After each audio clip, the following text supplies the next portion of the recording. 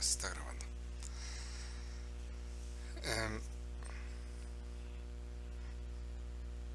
Sí, y con esto vemos que tanto la derivada de esta de acá me da x al cuadrado, como la derivada de esta de abajo me da x al cuadrado. Pero estas dos funciones de aquí, esta y esta, pues son diferentes. Tienen expresiones muy parecidas, pero tienen un término que las hace diferentes, y es este de aquí.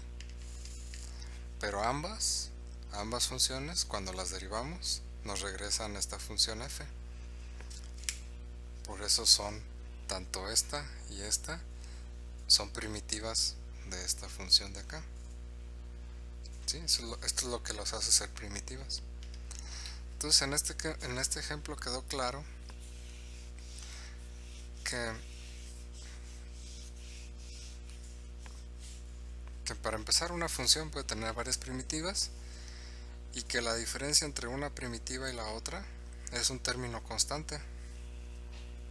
Es decir, si yo escribo en este caso, si le llamo a esta, a la primera, como f de x, es decir, la integral desde 0 a x de u al cuadrado de u, que es igual a x al cubo sobre 3, y la segunda, que es la integral desde 2 hasta x de u al cuadrado de u, es x al cubo sobre 3 menos 2 al cubo sobre 3. Pues la diferencia entre una y otra es una constante. Entonces, si yo tengo otra función, vamos a llamarle h mayúscula, que ahora me dice a, desde a hasta x de u al cuadrado de u, pues esta función, ¿a qué creen que va a ser igual? Pues va a ser a x al cubo sobre 3 más una constante. ¿Sí? ¿Cuál constante va a ser esta? Pues ya va a depender del valor que tenga. Y pues, por ejemplo, en el primer caso la constante aquí fue 0. En el segundo caso la constante aquí es menos 2 al cubo sobre 3. Y pues en este caso pues ya sería seguramente algo del estilo menos a al cubo sobre 3. ¿Ok? Pero la parte importante es que esto es una suma de una función más una constante. ¿Ok? ¿Tienen preguntas de esto que acabo de mencionar? Ok. A estas funciones primitivas que expresamos de esta forma, es decir, cuando escribimos una función primitiva en su forma general, f de x igual a g de x más c, donde esta es la función primitiva pues la más sencilla que se les pueda ocurrir, no importa cómo quede. Ya saben que esta función primitiva, la más general, pues la pueden escribir como una función que depende de la x más una constante.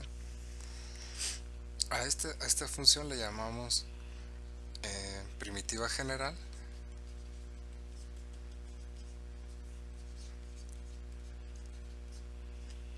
¿sí? Y tiene su propia notación. Se escribe como, bueno, se le llama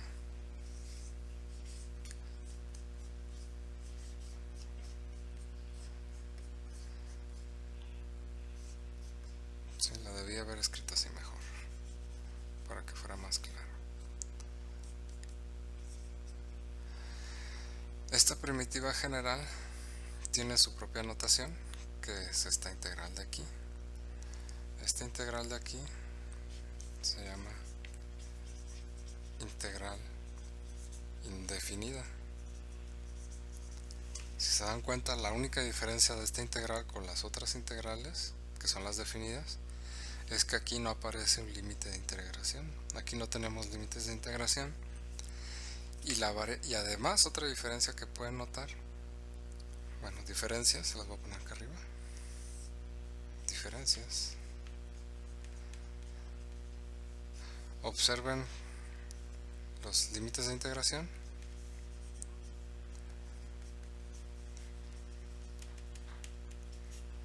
Límites de integración. Y observen la variable de integración.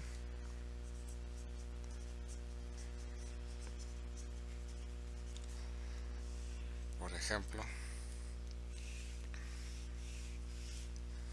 cuando tienen una integral definida de a a b, de f de x, aquí aparecía, bueno, voy a poner un ejemplo en concreto,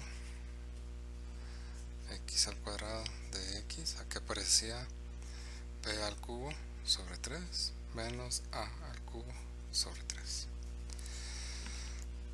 Ok, la primera diferencia entre una integral, que esta es una integral definida,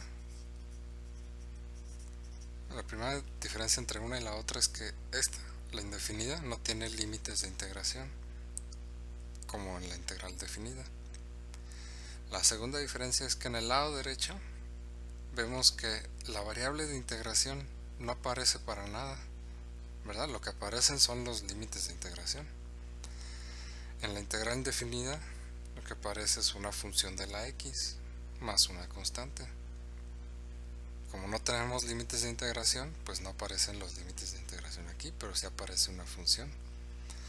Y esta función que aparece del lado derecho, toda esta expresión completa, es la primitiva general, ¿sí? Entonces cuando encontramos la primitiva general, estamos calculando esta integral indefinida.